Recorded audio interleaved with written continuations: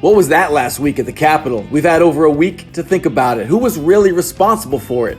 Should we play the mostly peaceful card? Certainly some people were more guilty than others, and was Antifa there? Of course they were. Black Lives Matter too. And a whole bunch of Trumpers. Outside agitators, QAnon, and other nefarious characters. We need an honest assessment because people are jockeying for position to control this political fallout. Let's go. Here is a book that I think ought to be in every home library. You see, a woman who is single at age 40, having spent 10 or 20 years raising children, is really not quite the same as a man of age 40 who's been working continuously for 20 years. This should be the show. This is the show. What? Just talk. But it's clear through these tapes, it's clear through Planned Parenthood's own numbers that they're not about health care, they're about abortion. That's their thing. Look at this lead pencil. There's not a single person in the world who could make this pencil. Remarkable statement? Not at all. You are a liar. Radical meaning not just extreme politics, what they believe in, but how far they're willing to go to win elections. And thuggery, lying and cheating and stealing are things that they've proven over and over again that they're willing to do. All right, we mustn't kid ourselves into thinking that the communists have placed their agitators only into the black communities. They're working both sides of the street. They want hatred, violence, and bloodshed between the races, and they don't care how they get it or whom they use, even children if necessary. You're black or you're white, you're Latino or you're transsexual, you're homosexual, or whatever. You're a group. You're a member of a group. British government wasn't stabbing us in the gut with bayonets. They were oppressing us with taxes and regulations. That's what we meant by tyranny 250 years ago. I want the people of America to be able to work less for the government and more for themselves. This is the chief meaning of freedom. I think we're talking at cross purposes. Eternal law is the mind of God. The natural law is a participation in the eternal law or a reflection of it. All that is necessary for the triumph of evil is that good men do nothing. See if you can be some kind of hero. Make the suffering in the world less. This is the show, and we're not going to change it.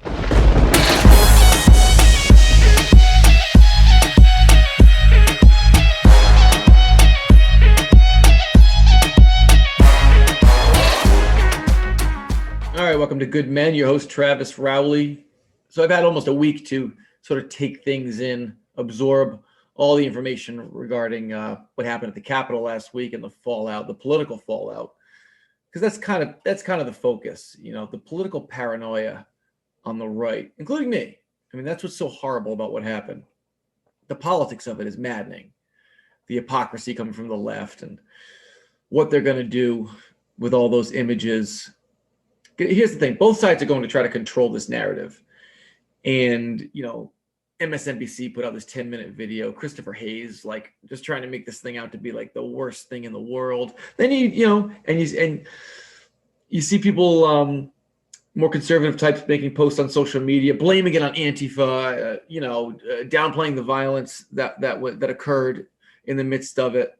I do want to get into the non-violence that was non-occurring during the storming of the. Let's call it a storming. Let's call it a raid, an invasion. Doesn't mean it was violent necessarily, but let's just call it a storming and agree that that's a fine term for what happened. I mean, nobody should have gone near that building. But it's true. I mean, some of it was comical. These conservative types looking like they were on a tour or a field trip or something. 99.9% stayed outside. I'm not downplaying. I'm just trying to let's get an accurate depiction and a story of what really happened. And the percentage of people who acted out and did something wrong is important. I'm not downplaying what our people did. I think we got to own it. That's part of this. But most of the people who went in, even they were non-threatening. I mean, you saw the clips of the cops just letting them in, you know? That tells you something. By the way, it tells you something this question over why there wasn't more security at the Capitol when they knew there was going to be a Trump rally with that many people, it's because nobody expected this from Trumpers. That's why. And so in terms of discerning the awfulness of what happened, there was an element of the Boston Tea Party there, as opposed to a violent French Revolution thing going on. The city's raging for months on end. That's the guillotine. That's the left. That's a French riot. Not that I want to get into the difference between the political heritage that come out of those two revolutions, but a large part of what happened at the Capitol was an American riot, I guess. More civilized, you could say. There's a big difference between throwing tea into Boston Harbor and leading thousands of people to the guillotine, political prisoners. Now, I know a lot of people are going crazy hearing me say that, but I'm just trying to make an important distinction here. And I know there was a real ugly side too. A cop was murdered. And I can't wait to find out who actually did that. I mean, I want a name. And I'm not all, Antifa, really did this. They let us in there. No, I mean, the pictures are pretty clear. I've seen video footage from every angle, every entrance, it's been a week. These are Trumpers. These are people on our side. We have to own that. I mean, I know BLM and Antifa were there too, obviously. Some individuals have already been pointed out inside the Capitol building. But this was us, largely. It's okay to admit that. That's part of this process. We better admit it. We just look foolish. I mean, that's conspiracy theory type stuff there. You don't want to go there that, we were duped by Antifa, or it was all Antifa doing the violent stuff. Maybe some of it. But a true representative of the American right smashing a cop's head with a fire extinguisher, we'll see. I mean, nuts are everywhere. They're in every group. It's possible it was one of those QAnon idiots. It's possible it was a Trump supporter, an out-of-control Republican. It's possible. But we'll see. We know elements of the left were there, and we all know what they're capable of. I mean, not just capable of, but also the violence that commonly lives inside of them. But, it just has to be said, screw those people who stormed the Capitol. While I'm sort of equivocating and trying to parse this thing, because it is important to me. It's very important to me. It's one of my strongest convictions that I'm always trying to educate people on, is that the right is better than the left. Morally, culturally. So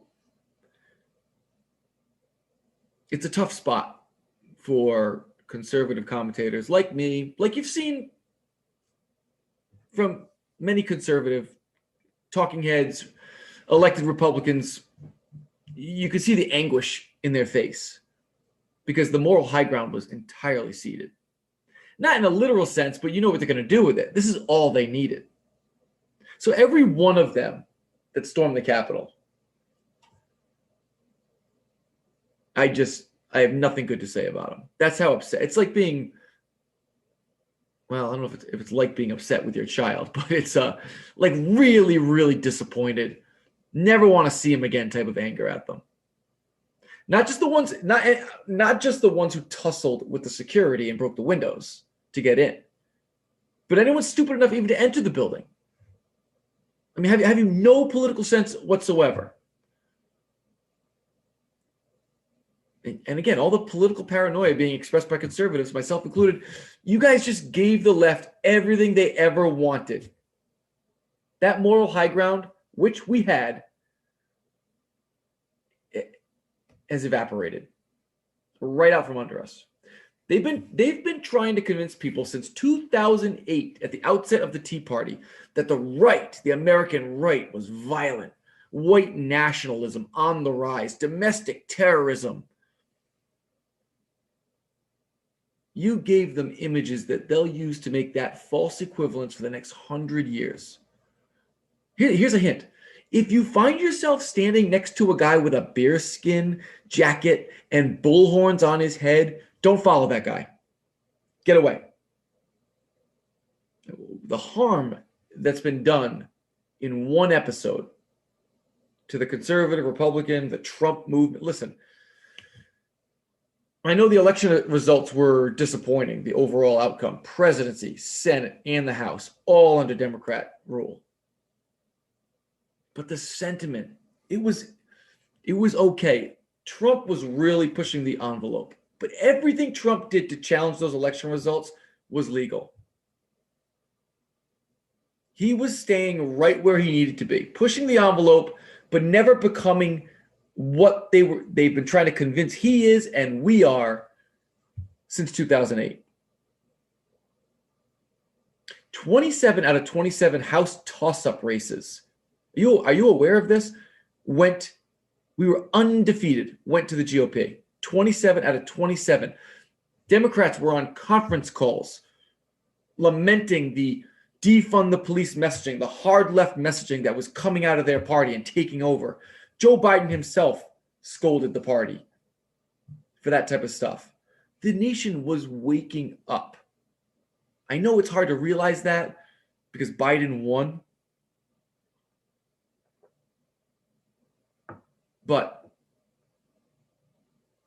I'm not going to go into the fraud. I've already said on a previous episode that, was it 25 million we've got to get rid of mail-in balloting. 25 million more people voted in 2020 than in 2016. Those people, the politically disengaged that suddenly had a ballot given to them to stick in their mailbox, the politically disengaged, that's going heavy Democrat. That's a very possible reason why 80 million ballots were counted for Biden. And I'm not, there's no evidence of voter fraud guy. I'm not there. I'm just saying there was a silver lining in this election. In 2 years, the Senate and House, unless we screw things up royally, we're going to be under Republican control. The masks were coming off. The Green New Deal, AOC, Bernie Sanders, the nonsensical radicalism, transgender, the boys on the girls' soccer teams, the boys in the girls' bathrooms, the socialism, defund the police. The masks were off. And this, what you did by storming that Capitol building, that's all they needed to neutralize what was being exposed about them. Now both sides are crazy. And okay, you can stop sending me these articles that claim Trump incite. No, that's not, Trump did not incite the riot. I'm sorry, but you're allowed to have political opinions, especially political figures. And again, there's no evidence, people. Trump genuinely thinks the election was stolen from him.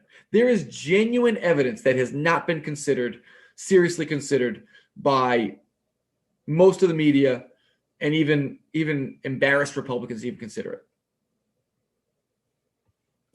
Trump literally didn't incite this, though. On that very day, I put this video together in case anyone hasn't seen it. On that very day, here's Trump Jr. speaking before his father, and here's Trump following him.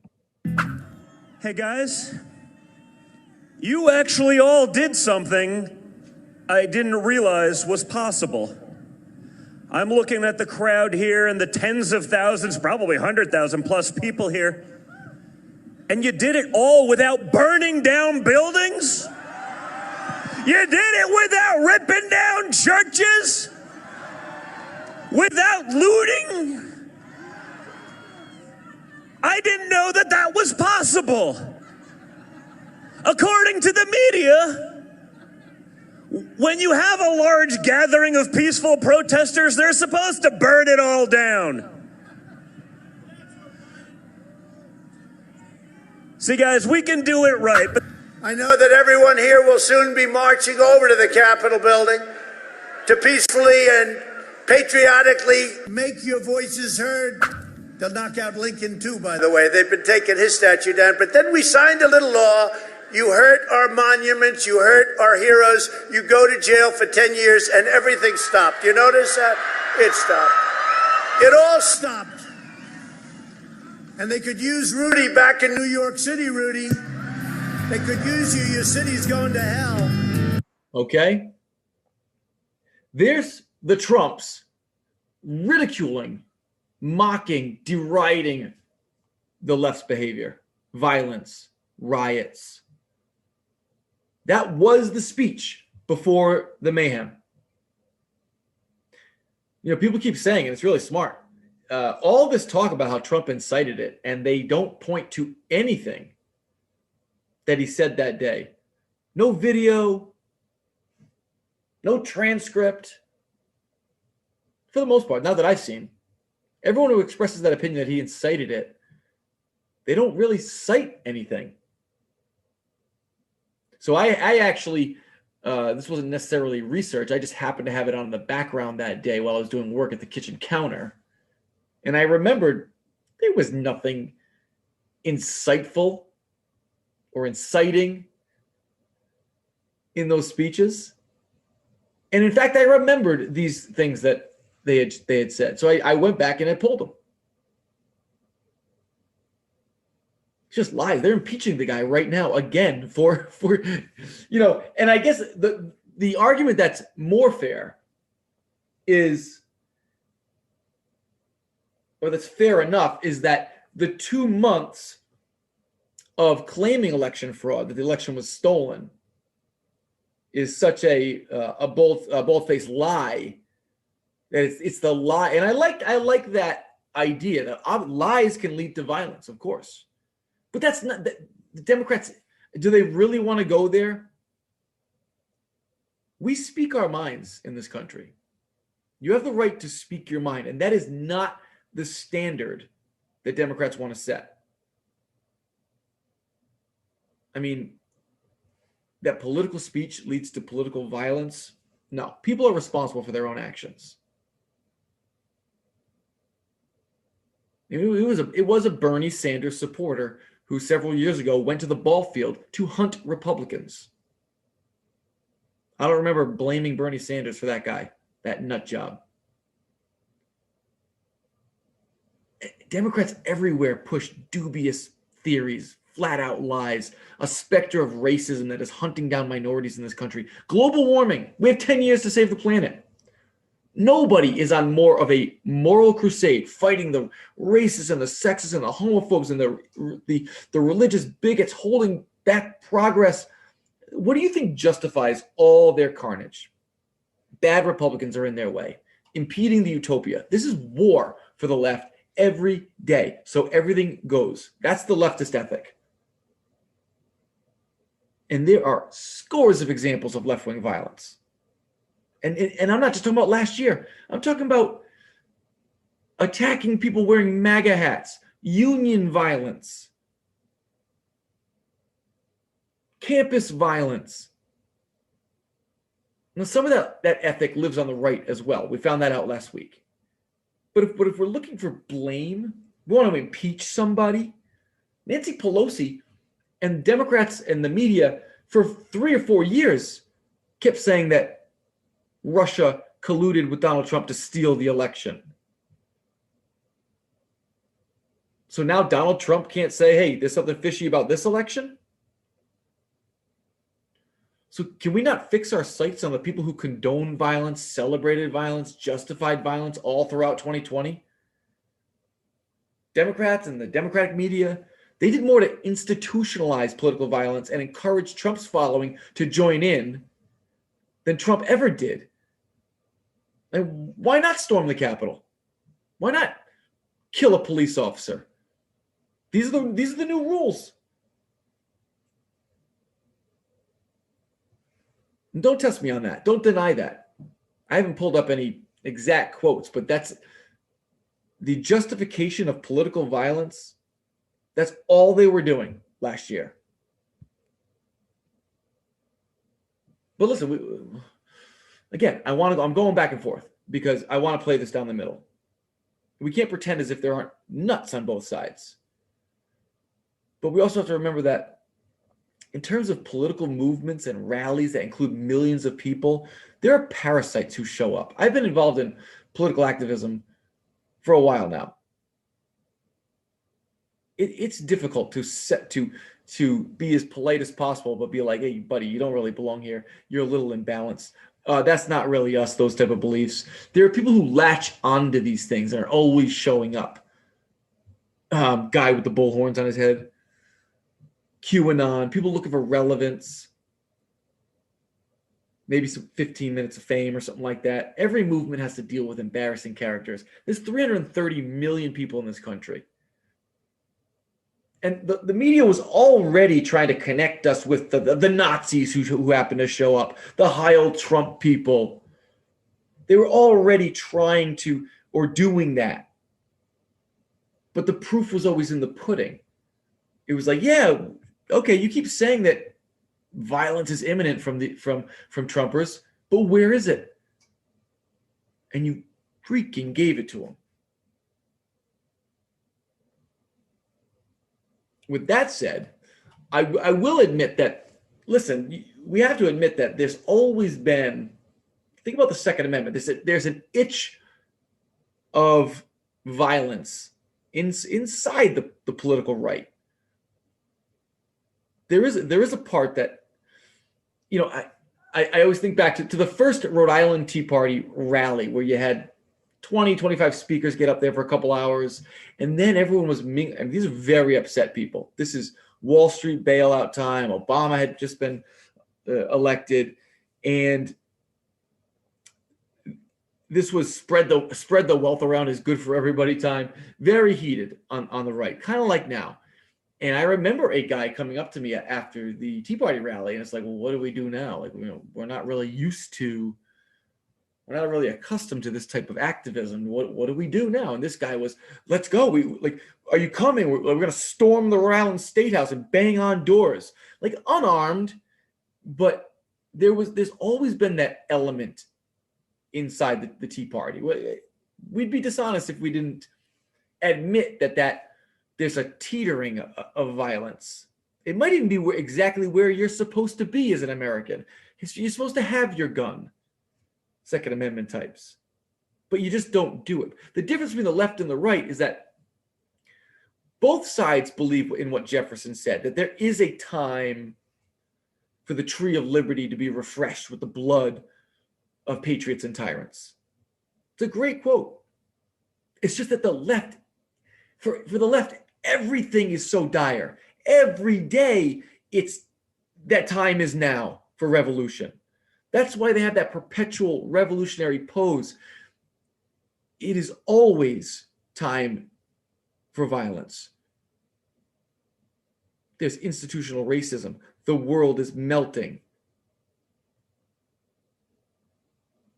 The rich are getting away. Forget about rigged elections. They think it's a rigged economy. It's every day with the left. So you're not going to get me to make the false equivalence. I get it. What happened the first thing we need to point out is that you cannot find one conservative Republican who didn't denounce what happened within an hour or while it was happening. Find me that prominent Republican, any mainstream conservative who is out there justifying it as the left justified their violence last year. So right there, I'm not making the false equivalence. We're better. And my prediction is that that'll be it. That'll be the end of it. So as both sides are trying to claim this moral high ground, which is like up for grabs again, why is it not fair to point out that someone who kills someone is, better or less damaging or less of a threat than a serial killer? That guy's killed 100 people. We know that guy just killed someone for the first time. Okay, is it fair to make a comparison there?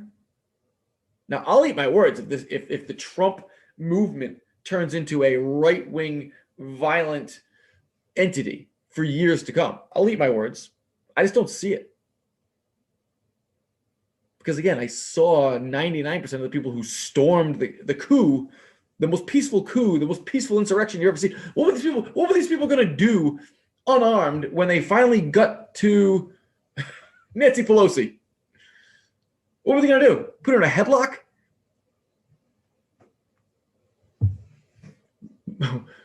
Waltzing through the Capitol building in a single file line, taking it all in, taking pictures of the paintings on the wall.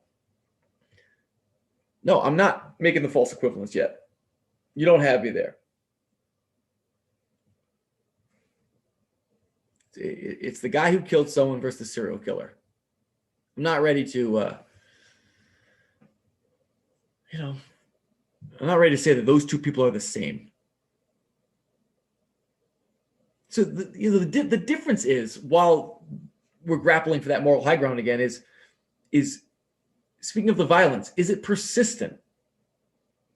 People are upset if you even went to that rally. Again, no one expected it. The Capitol Police didn't expect it. They didn't surround the building enough with enough men. Because who the hell? No one really thinks they're violent. The right wing in this country. No one thinks it. They all lie about it, but it never happens. I mean, nowhere near to the degree that they claim it is about to happen, or near the degree that the left commits violence. So I had this fight with not a fight, but an argument with someone who goes to Black Lives Matter rallies and claims that they're mostly peaceful, right? That whole line. Okay. But the difference is the persistence. I'm trying not to be hyperbolic. But how many of those events and those protests turn violent? And for you to keep showing up and not realize that you are the political cover, that you're the front group for Antifa and Black Lives Matter radicals who are right next to you, who at the drop of a hat are going to smash a cop across the head, burn something, looking to do damage. So this is one time. If Trump throws another rally tomorrow and it happens again, and then again, and then again, then you're guilty. And just, even if you're a peaceful protester who just shows up to participate, now you're guilty because you're too stupid to realize that you're a front group. That's the difference, is persistence in the violence. Not to excuse a one-off event. But again, we're trying to be accurate here. And then the other thing is it condoned? Persistence, and does the mainstream party, the people in your party, condone it, justify it? And in those two regards, the GOP is superior. The right wing is superior. And I'll eat my words if this turns into a prolonged, violent movement, the Trump Republican movement. So don't make that false equivalence. As much as the press is going to try to force you to, the left hasn't claimed the moral high ground here. But their PR campaign is now fully loaded, that's for sure. Because we messed up. Well, the idiots who stormed the Capitol messed up. But in reality, let's not forget that Democrats are a bunch of hypocrites here. They have done more to institutionalize political violence than Donald Trump ever dreamed of. And there's no hypocrisy from conservatives here. As expected, what was done in our name last week was swiftly and unanimously denounced, quickly, immediately. It would be nice to see that type of honest consistency, that good faith from liberal Democrats, just once. Instead, they continue to burn down every norm, every institution in the pursuit of power, in pursuit of taking out Donald Trump. Speaking of whom, they're impeaching him right now. Impeachment. Another thing Democrats have destroyed. What does it even mean anymore? A perfectly legit phone call to the Ukraine, a phone call to Georgia's Secretary of State, making his case for voter fraud. And now Donald Trump is being impeached for what other people did, right after he instructed them not to. Impeachment. It's like racism. now void of all meaning because it's employed so much. It's in an erratic political culture that we're dealing with. Okay, anyway, they are impeaching the president again right now, so this good man has got to go.